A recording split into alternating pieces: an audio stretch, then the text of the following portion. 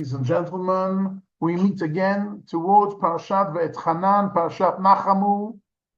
And this week's Parashat has many fundamental issues in Judaism, but I think the most fundamental pasuk we know, part of our ID, our identity card, is based in one of the psukim in this week's Parsha.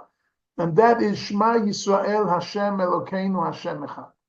And I'm afraid to say on the 7th of October, we're getting all kinds of stories of what happened on that day. I'm just now reading a book, Yom Echad October, 40 amazing stories of bravery and heroism during that terrible day of the 7th of October here in Israel. And there were some situations that people locked themselves in a protected room and were not even willing to get out when the soldiers came, because many of the terrorists dressed up as soldiers and spoke Hebrew and were trying to deceive people to give themselves up so they can capture them and take them in captivity to Gaza. So people were afraid to open the door, even when our Chayalim, even when IDF arrived. And they would say, open up, we're IDF, we don't believe you. So they said, so the Chayalim said to them, Shema Yisrael, Hashem Elokeinu, Hashem Echad. And then they opened the door. Because the people know that is what a Jew is. The Jew is a person who knows on the tip of his tongue at any situation, he knows how to take out his ID card and say, Shema. Let's look a bit further into the issue of Shema itself, and what does it really mean? Shema really means to hear. Hear, O Israel, to hear. But it's deeper than that, because we know that there are many people who are hearing without listening. And therefore the Sforno says on the spot that Shema means lehit bonen, which means understanding, which means looking into it, understanding. So what is it about this process that we really need to understand? Furthermore, it's even more important to understand it because in the Shulchan Aruch, in the Halacha, it says that a person who says Shema without understanding has to say it again. So what is the understanding of Shema? What is really in it?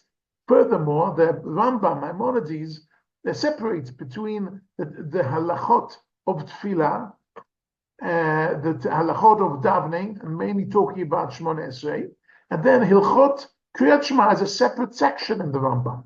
The halachot of reading Shema, a separate issue, because we know it said we have to read it. We have to read it twice a day. When we lie down, and when we get up in the morning, every evening, every morning, we have to say Shema. That's a mitzvah from the Torah. So, what is actually going on here? Well, basically, it is an acceptance of Ol Malchut Shammai. We understand that we are part of the bigger picture, and we are accepting upon ourselves the yoke of heaven. We're accepting upon ourselves that Hashem is our God. And Shema Yisrael, Hashem Elokeinu, Hashem Echad. The Kuzari, interestingly, points out, Rabbi Yehuda Levi explains, what's the difference between Hashem and Elokeinu? So Hashem is what we call him. When we refer to Hashem, we say Baruch Atah Hashem, we say Bracha, we say Shem Hashem.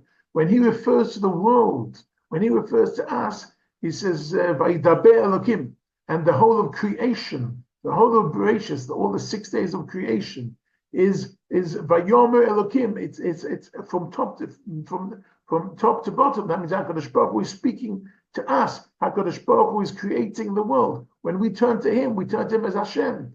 And therefore it's very important to focus that at that moment, we're listening deep. Like the Sforno says, we're understanding. What are we understanding? We're closing our eyes, whether we close it this way, or any way we close our eyes to say Shema Yisrael, we're saying it in a way that we're trying to focus and concentrate the best way we can. What are we concentrating on? We're concentrating on the fact that the Hashem that we call him and Elokeinu that he calls us is the same entity.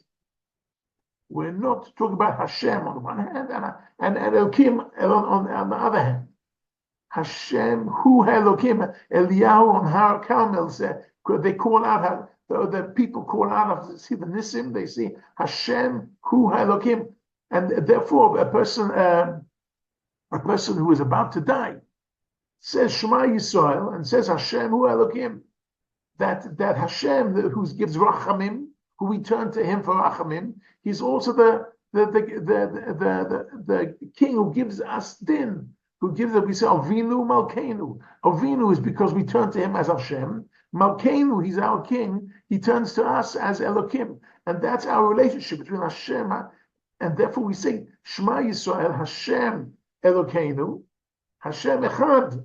It's the same entity. And that is Ol Malchut Shemayim. That's what we are accepting upon ourselves at that moment. Interestingly enough, there were people in difficult situations, whether it was soldiers or citizens on the 7th of October, they were confronted with an impossible situation, and they were sure they were about to die. So what did they do? They said Shema Yisrael and Hashem Elokim, because that's what a Jewish person does when he feels he's at the end. Baruch Hashem, some of them managed to say it and then managed to continue fighting and succeeded and lived to tell the story. But that is our identity card.